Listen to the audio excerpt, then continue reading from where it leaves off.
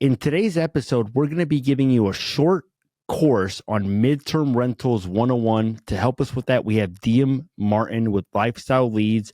We're going to talk about what is a midterm rental. We're going to talk about how do you go about attracting tenants for midterm rentals. Once you attract the tenants, how do you convert them?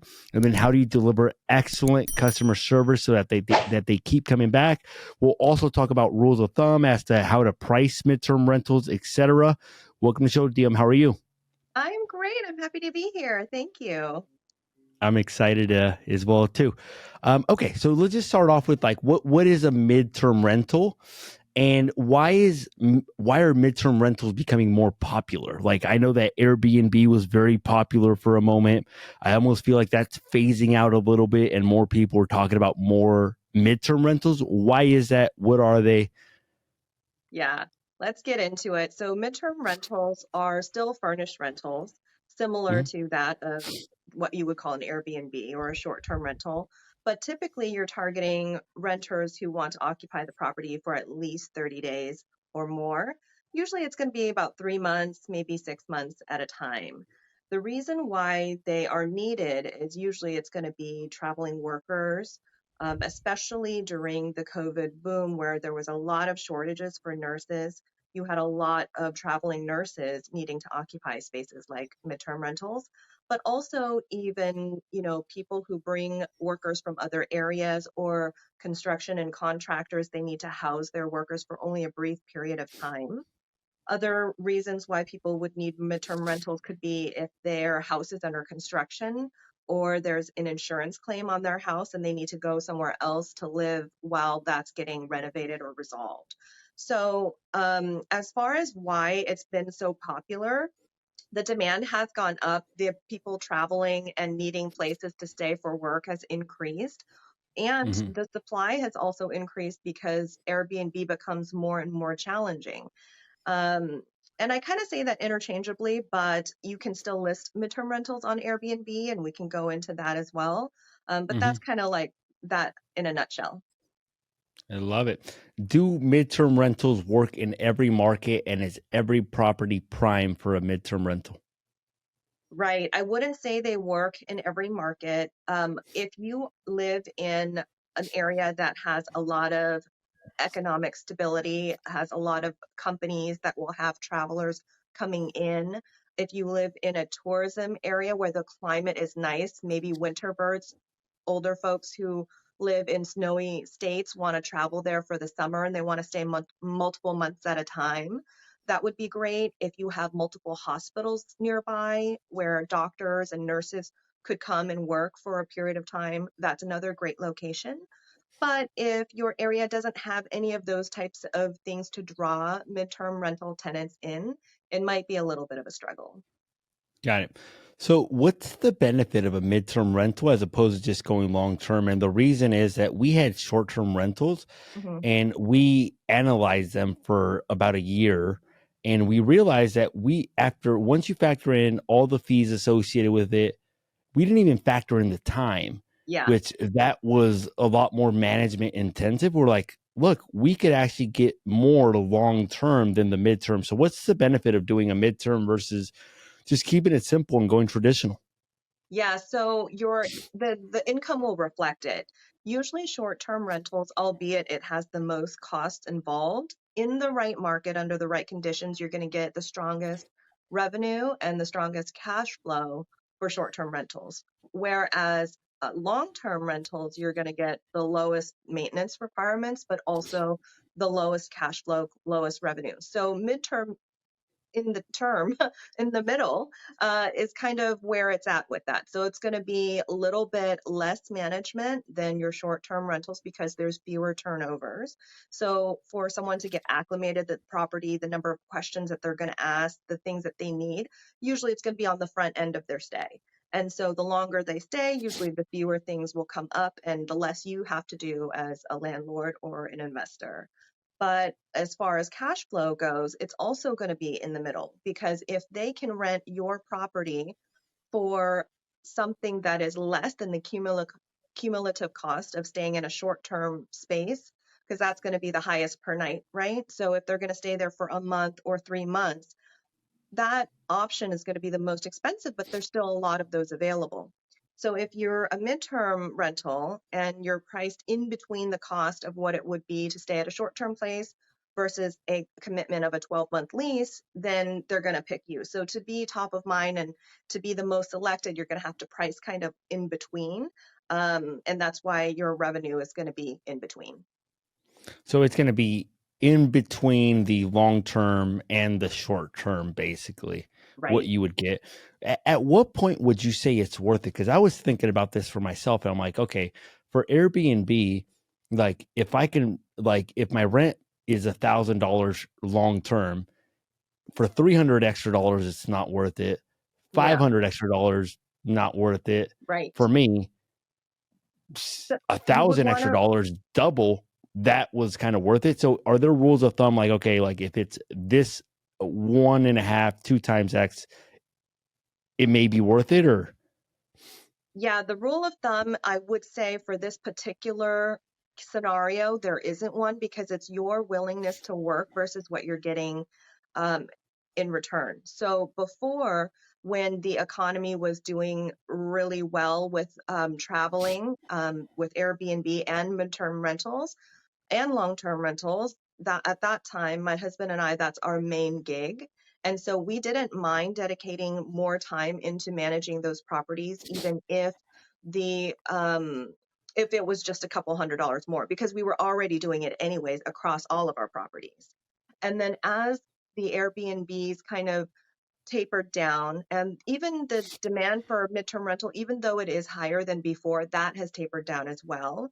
So in those scenarios, it might not feel worth it because you're also going to want to calculate the vacancy in between. And if you're going to have vacancies and you're still being distracted while you're doing your 9 to 5 job or you're running your other businesses, then that couple $100 might not seem worth it. But at the time when it was really hot, it was worth it because that was our main gig.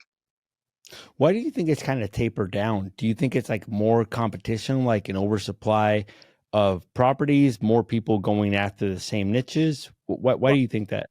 yeah, well, I mean, after 2020 had happened in 2021, there was this huge boom of new Airbnbs available on the market.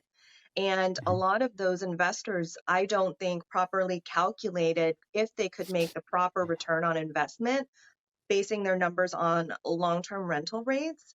And so when they couldn't get the occupancy that they were before because traveling started to die down as the excitement of post-COVID travel started to dwindle, the occupancy rates for short-term rental decreased. The aggressiveness of local enforcements on short-term rentals and regulations increased, so it became more difficult to get permits, or permits where they weren't required before are now required with high entry fees. And so people had to make a decision, either get out of the Airbnb market or convert them to midterm rentals, right? And so you had an influx of midterm rentals coming onto the market where they didn't exist before. And some of those Airbnbs just dropped out because a lot of them couldn't afford to keep their properties with the long-term rates that I think they were not really counting on having to acclimate to. Yeah. Okay. So let's say somebody does decide to go the midterm rental route. Like, what's a good way of attracting potential tenants?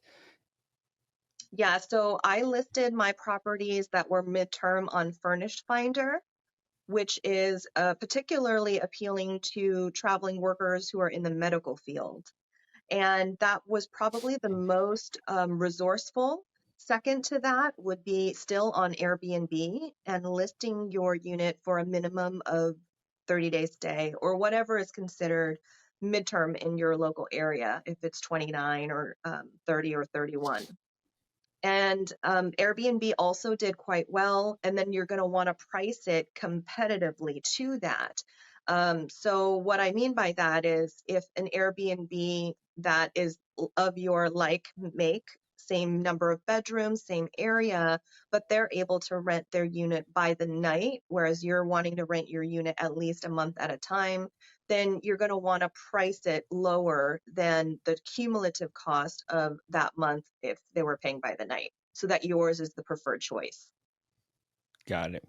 So we talked about Furnish Finder, we talked about Airbnb. Is there anything else to, like, for example, like I hear, and I don't know if this is true, that the most popular midterm rentals, like insurance claims, is that true? Is that not true? Is it That more wasn't nurses, more insurance? Yeah, that wasn't in my experience. I didn't mention also just the standard like VRBO or having your own listing page, landing page that could be found on search is another option. I did not find that the bulk of my tenants or my stays were insurance claims. However, those are great relationships to have. So, one way of doing it is you can reach out to insurance companies, find out who's in charge of placements for claims, and connect with them. But another way to do it is kind of organically on Furnish Finders. They will look for you if they have a need in the area that you're located in. But if you can't fulfill that particular stay because maybe your availability doesn't fit, or that client doesn't choose your house to be the one that they want to rent from, you stay connected with that person who works for the insurance agency, and you keep in touch with them on a regular basis to be their top choice when they have something up that comes up for availability. Got it. Okay. What about construction workers? Any tips for targeting them? Yeah, you can just run. Honestly, it's like new construction areas. You go and you talk to who's in charge there. They have their signs and it'll display the name and the company name, but you can also walk on site and introduce yourself. I haven't done it that way, although I have hosted midterm rentals for contractors before. They just found me on, I think that one was Airbnb. Got it. Okay. So most of the your bookings are through posting in certain areas and just making it friendly so that these people know that you're open to like a midterm rental. And the way to do that is kind of just to price in between the long term and the short term. And then that'll increase the chances of somebody booking longer term because you're not at the long term prices, but you're also not at the short term prices as well too. Right, because long-term prices does not include furnishings and it does not include utilities. So, you know, someone likely will not be looking for a vacant space if they're only going to be filling it for a couple or a few months at a time, which is why they pay that premium. They pay that premium so that they can use your furniture, your appliances, the utilities, and the convenience of just bringing a luggage. Um, I think that another strategy too for midterm rentals when you're listing on the sites is to think about what amenities are appealing to people who want to stay a long time. So, I mean, having a washer dryer is obviously hugely convenient if it's a longer stay. And cooking appliances, what are the things that can make you feel more comfortable and more at home? It's funny because a lot of my midterm renters prefer potted coffee pots instead of Keurigs. But Keurigs you typically leave for the people who are going to stay by the night because they're only there for a few nights. They're making a quick cup of coffee. But for workers, it's just this funny thing that I uncovered. They want more coffee. And so you just give them a coffee pot, right? Or Instapots, hot pots, things that make their kitchen feel at home. And that will lead to more likely them booking. Another tip too is for curtains. A lot of workers who work overnight shifts, like traveling nurses, they want blackout curtains. They're going to want to be able to sleep during the day. And these are things that you would have to know to advertise in order for them to feel drawn to your listing and want to book with you. And then additionally, making sure you have reviews. A lot of times, some certain platforms are less um, intuitive to collect reviews. Airbnb is very easy to collect reviews from, but Furnish Finders, you really do have to go out of your way to ask the guest to leave a review, give them a link in that message so it's easy for them to click on so that they're not left to their own devices to find out where to leave a review for you. But if you make it really easy, the more reviews you have, of course, the more bookings you're going to get. And it's more difficult to get the volume of review in midterm rentals because, well, you just don't have that many customers, right? They're Yeah. maybe 4 a year, 5 a year. So it's really, each review really matters. What about like tenancy laws? How does that affect midterm rentals? Like meaning like in California, anything over a month would be considered a tenant potentially. I'm not 100% sure on that, but how would that affect? Like, is there more risk associated with a midterm rental because of the longer tenancy, and now they're like actual tenants? What type of lease agreements get signed? What does that look like? That's an excellent question. I would defer that to a landlord tenant attorney for the specifications on that, but I can at least give you my experience and my logic. So I think that with midterm rentals, you're going to want to have that conversation up front about what brings them to the area, why are they renting? And if it's work related, more often than not, you'll find that they have a residence somewhere else. They're here because they have to be, but their intention is to get back to their home. Especially even with Springburgs or, like the Phoenix, Arizona house where people want to go there for the summer for the pools, but they have a house to return to at home. Mhm. So the risk I have found feels, and I don't know if this is accurate, but it feels like it's reduced because their intention isn't to find permanent housing. Their intention is just to go somewhere, find a comfortable place to stay, and then get back home. I love it. I love it. Um, what are the what type of prop like if you're targeting nurses, do you have to be near a hospital? Like do you buy the property first and then figure out if that's a midterm rental, or do you buy the prop, or do you figure out the midterm rental and then see if that would be a good match? Like which comes first? I would, if you're interested in renting it as either a midterm rental or a short-term rental, then yes, it's very relevant where the workplaces are going to be because that's a huge determining factor when people choose your property. And so, in addition to saying we have blackout curtains or we have coffee pots or fully stocked kitchen or any of those amenities, you'll want to list the distance to the nearest airport, to the nearest series of hospitals, any large construction sites, things like that. That is important. But one thing to never forget is to also run the numbers against the market rates for long-term rentals. I would not invest in a purchase of a property unless it can cash flow or at the very least break even with vacancy, repairs, maintenance cost included um, against, long-term rental rates. Got it. How do you keep the in between periods so that you don't have it vacant for a long period of time? Good question. So if you are in an area that does not have short-term rental restrictions, I would try to fill it with short-term rentals. So the strategy behind that is since you prioritize long-term rentals, you would, let's say you're on Airbnb, you're gonna make it a 30-night minimum requirement or however many nights you're trying to achieve. And let's say they book for 2 months and there's a 7 day gap between that booking and the next 2 month booking. Then you just change the dates for that gap down to maybe 2 nights or 3 night minimum, and you try to fill that vacancy with a short term booking. If you're not able to do that, let's say your area does not allow you to do short-term rentals at all, and you can't fill it, then I kind of try to make use of it. If people are coming into town that I know, I could offer it up in exchange for another favor. So maybe they live in an area that I like. I can do kind of like a swap thing where I'm not really collecting any money to rent from them, but we can, scratch Mhm. my back, I scratch your back when it comes to that.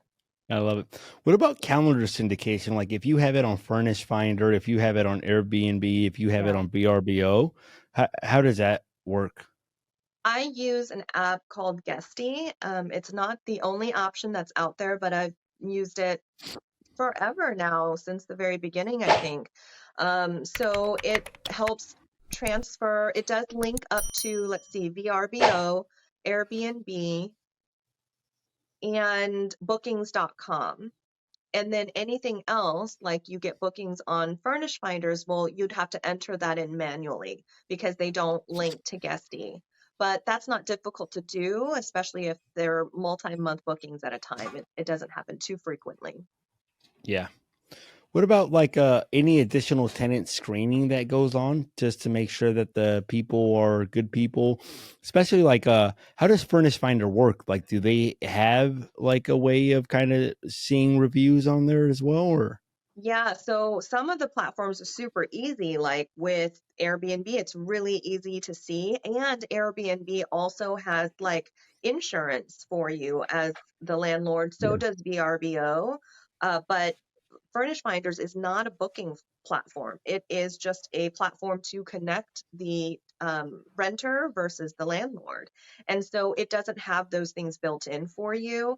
Therefore, I would do an actual application. So I use apartments.com to also, that's another, actually, I didn't mention that. So you could do it on Zillow or apartments.com and list your furnished rental to rent. But inside that platform, it doesn't, they create a link where people can apply. And then I would have the tenants go through there. It does include a credit screening and a criminal background screening, and the tenant can pay for that.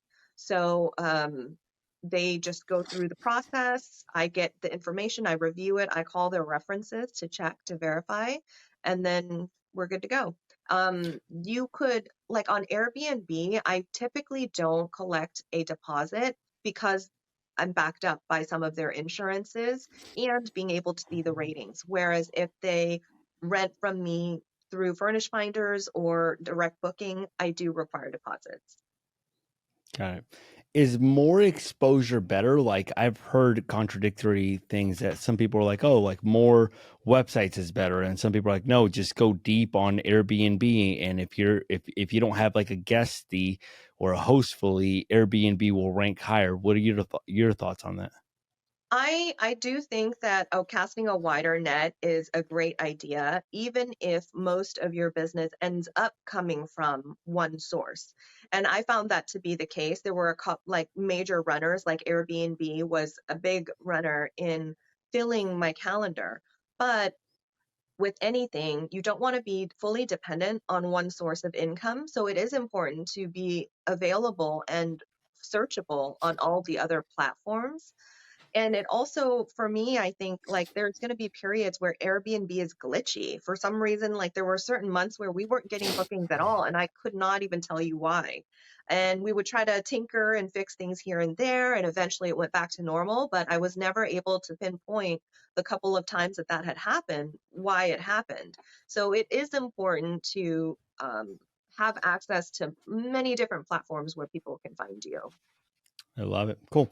Anything else that you think people should know about midterm rentals? I think, you still treat it like a hospitality business. Sometimes Mhm. in long-term rentals, there's kind of this maybe landlord complex sometimes where you're like, oh yeah, like I'm the boss, these are my tenants. But with midterm rentals, it's still very much a like hospitality business. So, setting up whether it's a welcome basket or following up during their visits, responding to them quickly, because at the end of the day, they do still leave a review and you do still want a 5-star review to then attract future guests to your property. So, I would keep that in mind. But and I think the biggest tip, which is one I already mentioned earlier, is that if your city doesn't have restrictions on short-term stays, definitely work on filling those gaps. They actually add up to be a lot by the end of the year in terms of if you choose to leave them vacant or if you try to fill them with a booking. And the cool thing too with short-term bookings, because the per night rate is going to be higher than midterm, you Mhm. can fill a 7-day vacancy with a 3-day booking and still be practically 100% occupied in terms of income. Got it. Okay. And then if somebody wanted to learn more about midterm rentals, where could they go?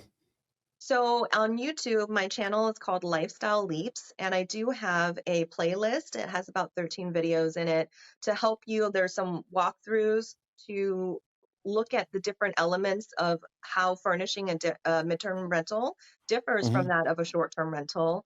And we talk about a lot of the stuff that you and I covered today, but maybe in depth Yeah, per topic. I love it. Okay. All right. I want to say thank you, Diem, for taking Yeah. the time to be on the show. Thanks For for our saying. Oh, viewers, and I also want to plug too that I'm a realtor in Sonoma County, California. So if you're looking to shop in that area, I'm here for you. absolutely.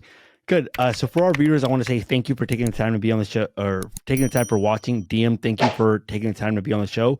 If you've enjoyed this episode, make sure to hit that subscribe button. If you feel that this episode would be helpful, make sure to hit that share button. Thanks again, Diem, and thank you for coming on the show. Bye-bye.